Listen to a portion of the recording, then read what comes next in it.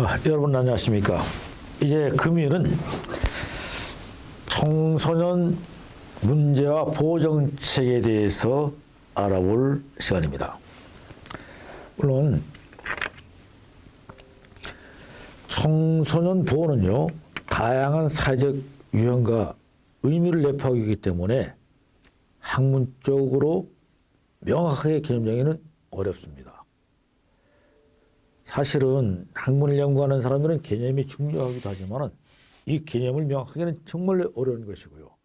아직까지 그 개념을 명확하게 나타내지 못한 것들이 너무도 많죠.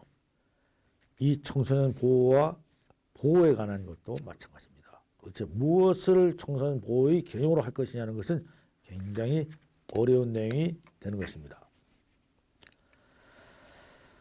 자, 청소년 보호는요, 일반적인 것입니다. 삶의 세계와 발달하자 청소년들이 만날 수 있는 다양한 위험과 위험의 가능성을 방지하고요. 참 청소년들이 사는 것은 지뢰받기를 거린다고 해도 별 다를 게 없겠죠. 오늘날 사회 환경은 많은 것들이 유혹되어 있고요. 많은 것들에 마음을 빼앗기시는 것들이 많습니다. 그래서 청소년이 만날 수 있는 다양한 위험이 있고 이러한 위험의 가능성을 방지하고 그들이 건강한 발달을 지원하는 사회적 노력 전체를 전부라고 정의할 수 있다고 김주현은 보았습니다. 그런데요, 개념 정의에 활용되고 있는 용어 또한 사회적으로 그 의미는 계속 변하는 겁니다. 용어는요, 여러분, 새롭게 만들어지는 것도 많고요. 세월이 가고 사회가 발달되고 어떤 것이 확인됨에 따라서 그 의미가 퇴색되거나 발전되거나 변화되는 것들이 많은 것이죠. 예컨대 청소년의 건강한 발달에 장애될 수 있는 위험 요인은 과거의 청소년과 현재 청소년이 충분히 다를 수가 있다는 것입니다. 자, 한번 볼까요? 자, 과거의 청소년들에게는요, 특히 우리 한국은 세계에서 가장 못 사는 빈곤한 국가였습니다. 이럴 때 청소년에게는 가난, 기아, 질병, 노동착취 등이 주요 위험 요인이었죠. 오늘날 개발도상국에서도 청소년들에게는 이러한 것들이 바로 위험 요인입니다. 그러나 우리 현대의 청소년에게는 이것보다는 각종 위험의 체질이죠. 경쟁적인 교육 환경이 있죠. 청소년이 건강하지 못하도록 공부에 매달려야 되고 경쟁사에 뛰어들어야 되고요. 1등 주위로 가야 되는 거예요. 그래서 이러한 사회적 문제로 인해서 고립과 자존감의 상실이 큰 위험 요인이 될 수 있도록 이렇게 변화한다는 것입니다. 이러한 위험을 방지하고 청소년의 건강한 발달을 지원하는 사회적인 노력 또한 과거의 경제 발전을 통한 빈곤의 극복에 초점을 맞춰졌었죠.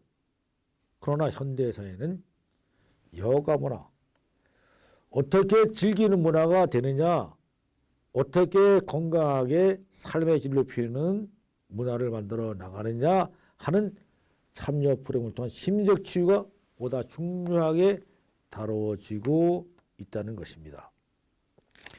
여기서요, 청소년 보호라고 하는 것은요, 우리 머릿속에 벌써 청소년을 대상으로 한다. 청소년을 보호 대상으로 한정시키는 것이잖아요. 성인 보호라는 말은 없어요. 그러나 노약자 보호라는 말은 있죠.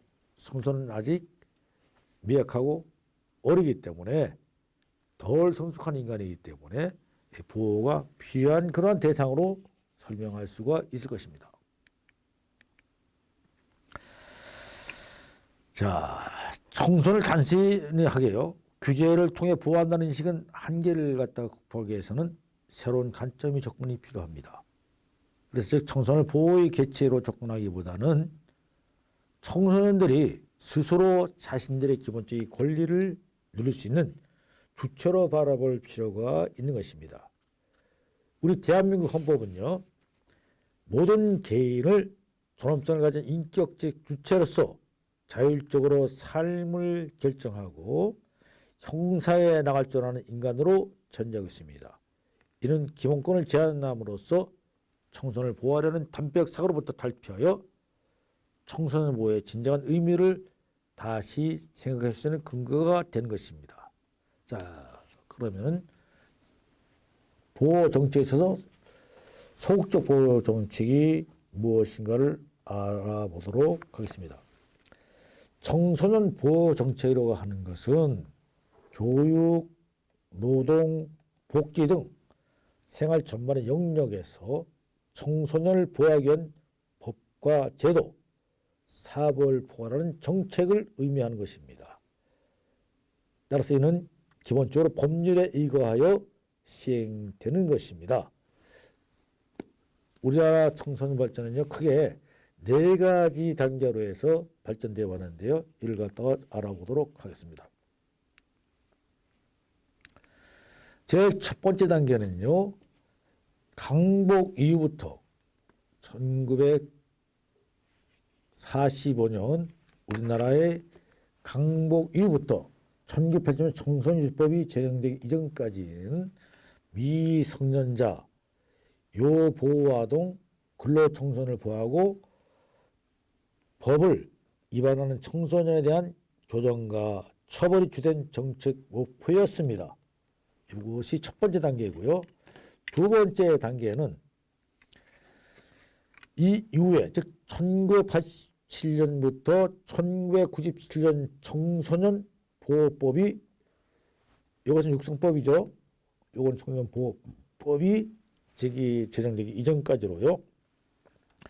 문제 청소년보다 일반 청소년의 다양한 소질과 잠재력, 덕성, 적성을 육성하는 데 정책 목표가 있었다는 것입니다. 즉 문제 청소년보다는 전체 일반 청소년들에 대한 다양한 소질과 잠재 능력과 독성과 적성을 개발하고 육성하는 데 목표가 있다는 것이 달라졌다는 것이죠.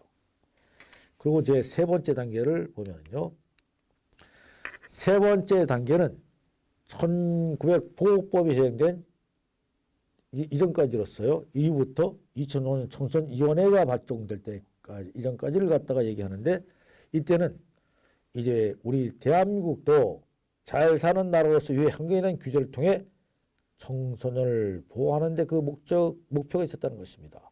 그래서 규제를 통한 청소년 보호 성격이 강한 청소년 보호법의 사회적 중요성을 강조하고 있는 것입니다. 그래서 아까 얘기한 대로 청소년 육성법이 있었고요. 이후에 청소년 보호법이 나왔고, 이후에 청소년위원회가 발족되었다 이겁니다.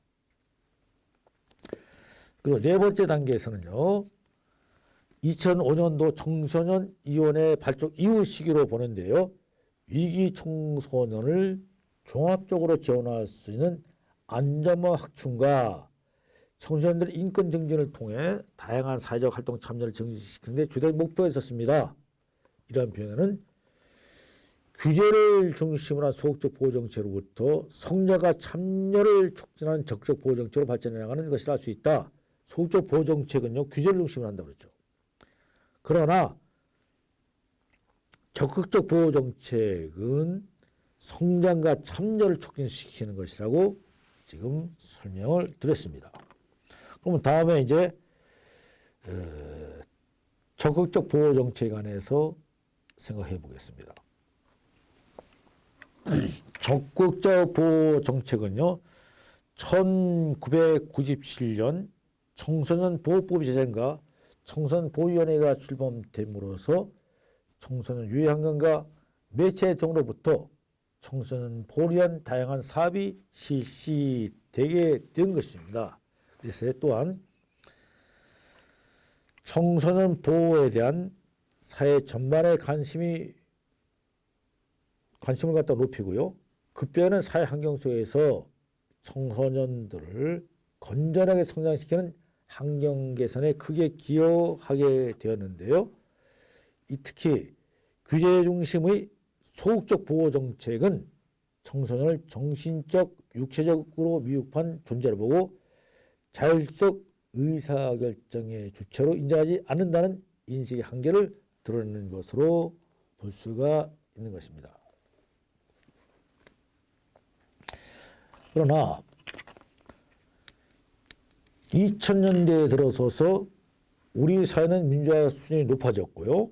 청소년들이 인권 권리에 대한 관심이 더 증대됨에 따라서 청소년 헌장을 개정했죠. 그래서 청소년 활동 진흥법과 청소년 복지지원법 등이 제정되면서 적극적인 청소년 보호 정책으로 옮겨가기 시작하였습니다.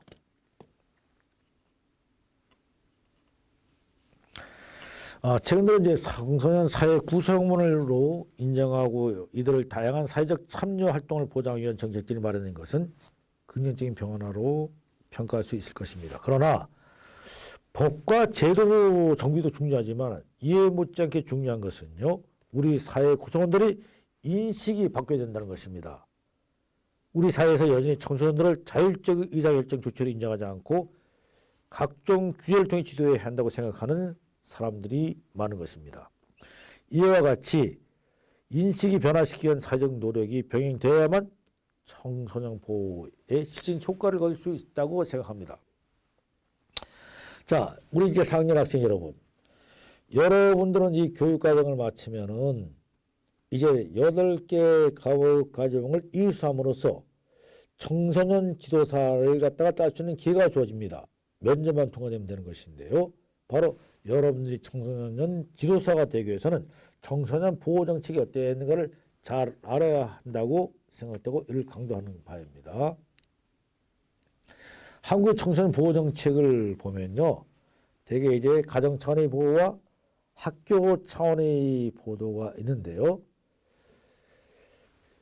학교 청소년 문제 예방에 사후 대책인 청소년 보호 대책은 여러 가지 방안을 모색할 수 있는데요. 여기서는 현재 이제 시행되고 있는 대책을 중심적으로 설명을 드리도록 하겠습니다. 자, 먼저 가정 차원의 보호입니다.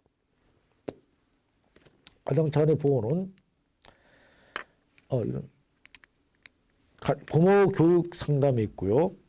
이는 국가청소년위원회 산하 한국청소년 상담원에서 1993년부터 전국의 부모를 대상으로 바람직한 자녀 지도를 위해 부모교육 프로그램을 개발해서 보급하고 있습니다. 다음에 아동학대 예방 정책은요, 2001년 아동복지법 개정으로 아동학대에 대한 법적인 개념이 정립되었죠. 이에 따라서 보건복지부는 중앙아동보호 전문기관을 설치해서 사회복지법인 굿네이버스가 이토록 운영하도록 하였습니다. 다음은 가족문화형성정책입니다. 2003년도에 건강가정기본법이 제정되면서 여성가족복지부 산하에서 건강가정센터가 설립되어서 아동 양육에 관한 전문적인 상담 및 교육 및 정보를 제공하고 있습니다. 다음은 이제 학교 차원의 보호에 대해서 알아보겠습니다. 제일 먼저 학교 사회사업입니다.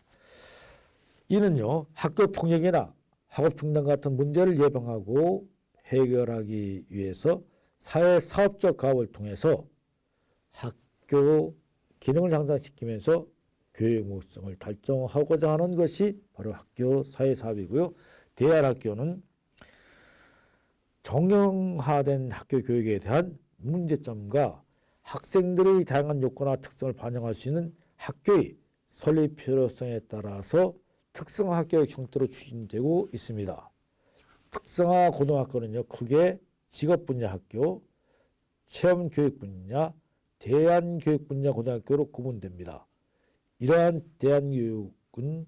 대안학교는 일반적인 학교 환경에 적응하지 못해 학교를 중퇴하더라도 학업은 중단하지 않도록 막아주는 역할을 하는 것입니다.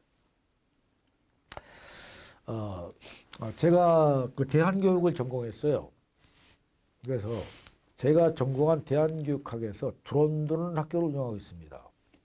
그럼 두런두런 학교를 간단히 설명하자면 대한학교 중에 일부인데요. 대한학교 1, 4제가 되죠. 이 학교는 학교에서 부정하는 학생들을 데려다가 3주간을 이곳에서 보호합니다. 다시 말해서 교육청에서 각 학교에서 부정하는 학생들을 갖다가 확인해서 이 학생들을 데려다가 이 도론도론 대안학교에서 이 학생들을 보호하는데요. 3개월 동안 이 학생들은 정해진 선생님들하고 같이 지내면서 자유롭게 자연 공부도 하고요. 환경 보호 활동도 하고 또는 본인이 좋아하는 음악 활동, 재능 활동들을 해가면서 지내는 것이에요. 그래서 사회 적응, 환경 적응이 되면 다시 학교로 돌아가는데 만약에 3개월의 적응이 불가능할 경우는 다시 6개월 연장하는 겁니다. 이 학생들은 정상적인 이 생활하면서 학교로부터는 나가지 않지만 학교 결석이 아닙니다. 학교 출석과 동일한 대우를 받으면서 학교로 정상적으로 환원되고 돌아갈 수 있도록 하는 제도인 학교를 하는데요. 이런 대안학교는 여러 곳이 많죠. 여기에서 지금 설명하는 대안학교에 대해서는 이 저자들이나 분들이 대안학교 전문가들이 아니기 때문에 이 내용을 자세히 다루지 못하고 있는 것은 사실인 것 같습니다. 대안학교는 이 사람들 설명하는 지금 교재에 설명하는 것이 대안학교는 아니다 하는 것들 여러분들이 상식적으로 알아두면 좋겠고요. 다음에 학교 폭력 예방 및 대책에 관한 법률에 대해서 알아보도록 합니다. 이 부분요. 학교 폭력의 예방과 대책에 관해서 필요한 사항을 규정함으로써 피해 학생을 보호하고요. 가해 학생을 선도하고 교육 및 피해 학생과 가해 학생 간의 분쟁 조정을 통해 학생이 인권을 보호하고 학생을 건전한 사회 구성원으로 육성함을 목적으로 제정되어 있습니다. 자, 대전에는 가해자 학생에서 구타를 당해서 문제가 됐던 학생들이 부모 모임을 통해서 학교를 갔다 우선하는 것이 저쪽 신단 쪽으로 가면 있어요. 저도 이제 그 대학원 석사과정 가르치면서 이들과 교류를 하면서 여기를 갖다 몇 번 들락날락 했는데요. 여러 가지 대안학교에 대해서 운영도 되고 또 학교 폭력 예방 및 대책에 관한 법률도 만들어져 있고 이런 것들을 컨트롤할 수 있는 이러한 학교나 기관도 만들어서 지금 활동 중에 있는 것입니다. 다음은 학교 폭력 예방 및 대책 5개년 기본 계획을 수립하는데요. 이것을 한번 설명드리면 중장기 종합 대책으로요. 우리나라 교과부에서 학교 폭력 및 예방 및 대책 5개년 기본 계획을 수립해갖고 이를 갖다가 범정부 차원에서 지금 수행 중에 있습니다. 다음은 성교육입니다. 우리나라 성교육은 현재 학교 교육과정에 독립적으로 편성되어 있지는 않습니다. 지금 7차 교육과정, 7차 교육이면 우리나라 교육과정에 대한 법률을 갖다가 7번째 고쳤다는 뜻인데요. 그러니까 교육과정을 고쳤는데 7번째 고쳤다는 것이에요. 그래서 1997년 12월 30일부로 7차 교육과정이 바뀌어서 현재까지 오고 있습니다. 이 교육과정이 잘 되느냐 못 되느냐는 뭐 나중에 별도로 저 개인적으로 얘기할 수 있는 사람이 있겠고요. 문제가 없을 수가 없겠죠. 그러나 7차 개정에서 범교과학습으로 성교육 영역이 있으므로 학교 성교육은 이 영역에서 다룰 수 있게 만들어졌습니다. 그리고 한편 국가청소년위원회 있죠. 국가청소년위원회에서는 청소년 단체가 성교육 교재를 갖다가 개발 보급하고요. 선교육 프로그램을 운영하도록 지원하고 있습니다. 다음에는 미디어 교육입니다. 우리나라 미디어 교육은 성교육과 마찬가지로 현재 학교 교육과정에서 독립적으로 편성되어 있진 않습니다만 마찬가지로 7차 교육과정의 범교육 학습으로서 정보화와 정보윤리 교육 영역이 있어서 여기서 다룰 수가 있도록 되어 있습니다. 다음은 인터넷 중독 및 예방교육 상담입니다. 문화체육관광부 산하에서 한국정보문화진흥원, 한국정보화진흥원으로 바뀌었을 거예요. 지금요. 한국정보화진흥원에서는 2003년도부터 인터넷 중독 예방을 위해 초, 중, 고등학교 학생과 교사, 학부모를 대상으로 인터넷 중독 예방 특강과 전문 상담사 요원을 양성교육을 실시하고 있습니다. 다음은 사회적 차원에 들어가는 보호를 보도록 하겠습니다. 자, 청소년 쉼터가 있는데요. 청소년 쉼터는 여성가족복지부에서 하는 거죠. 가철 청소년 일시적인 생활 지원과 선도, 가정, 사회로부터 복귀를 지원하기 위한 시설입니다. 청소년 쉼터의 종류는 일시 쉼터가 있죠. 일주일 이내에 들어올 수 있고요. 단기 쉼터, 일주일에서 3 내지 9개월까지 있을 수 있고요. 일주일 3개월인데 9개월까지 연장이 가능합니다. 이 단기 쉼터도. 그다음 중장기 쉼터는 3 내지 4년까지 있을 수가 있죠. 이렇게 나누고 있습니다. 다음에는 청소년 상담입니다. 청소년 상담은 상담을 통해서 학교 부족 학생에게 긍정적인 자아 정체감을 형성하도록 하여 학업 중단을 예방할 수 있고, 이미 학업을 중단한 청소년에 대해서는 사회 적응을 도와 병에 빠지지 않도록 하는 동시에 진료를 지도할 수 있도록 하는 것입니다. 지금 우리 대한민국에는 현재 학생들로서 일탈되는, 다시 말해 학교 제도권 밖으로 빠지는 학생들이 약 1년에 7만 명이 나오고 있다는 아주 안타까운 현실이 있는 것입니다. 다음은 청소년 동반자 프로그램의 사용입니다. 청소년 동반자의 수행을 위한 전문 인력인 것이죠, 이 사람들은. 그래서 위기 청소년 입장에서 지역사회 자원을 현장에서 함께 잡고 연계하여 청소년들과 유기적 관계를 형성하여 청소년의 삶을 지원할 수 있는 전문가를 갖다가 얘기하는데, 이 전문가들이 동반자 프로그램을 운영한다는 것입니다. 직업훈련이 있죠. 이미 학업을 중단한 청소년을 위한 대체적으로 대표적인 것이 직업훈련 같은 거 있잖아요. 직업훈련요. 이런 것들을 하고 있다. 다음에 성매매 특별법상이 성매매 피해 청소년 지원 시설이라고 있는데, 요거는 성매매 방지 및 피해 등의 법률에 의해서 청소년 성매매 피해자를 대상으로 1년 이내 범위에서 숙식을 제공하고 취약, 교육 등을 통하여 자립을 지원하도록 하는 제도입니다. 다음은 청소년 보호 정책 실태 중에서 유해 환경 관련 정책입니다. 자, 청소년 보호법이 있는데요.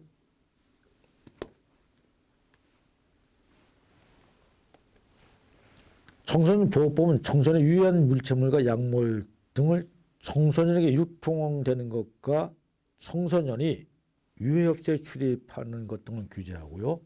청소년 폭력, 학대 등 유해 행위를 포함한 각자 유해 환경부터 보호 구제함으로써 청소년이 건전한 인격체를 형성하도록 하는 목적으로 1997년도에 만들어졌습니다. 다음에 청소년 성모모 배려 군역도 있고요.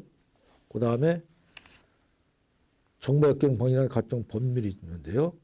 청소년 유해 감시단이 또 있죠. 이거는 청소년 보호위원회 청소년 유해 환경을 정화하고요. 유해 환경 정화 활동을 수행하고 있는 민간인 감시 고발 단체에 대하여 행정 재정상 지원할 수 있고, 필요한 경우에는요 업무 수행의 효율을 기하기 위해 청소년 유해 환경 감시 활동을 하고 있음을 나타내는 증표가 되는 것입니다. 전유해 감시단 운영 기간 전서를 교부할 수가 있습니다.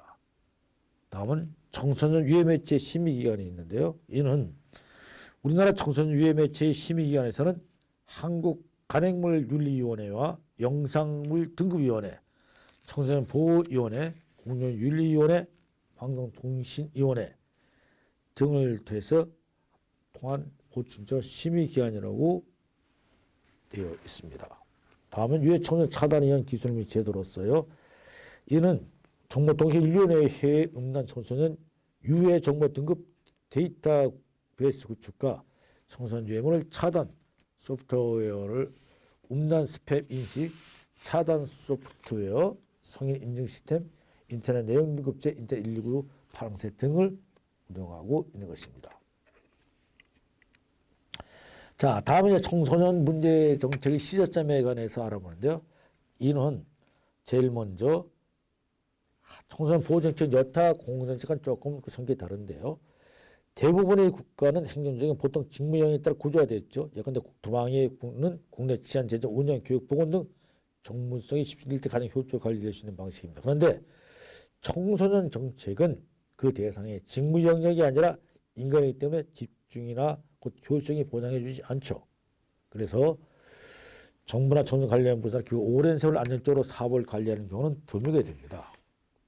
그래서 여기에는 정책 사각지도를 해소하는 것과 전 생애적 관점의 접근과 사회 구조적 접근이 있는데 이거는 정가 시간에 세부 설명을 드리도록 하겠습니다. 자, 오늘은 여러분들과 함께 제5장 제4장 청소년 문제와 보호정책에 관해서 공부를 했고요. 다음 시간에는 청소년 가칠 문제를 다루도록 하겠습니다. 자, 여러분들 대단히 수고 많았습니다. 감사합니다.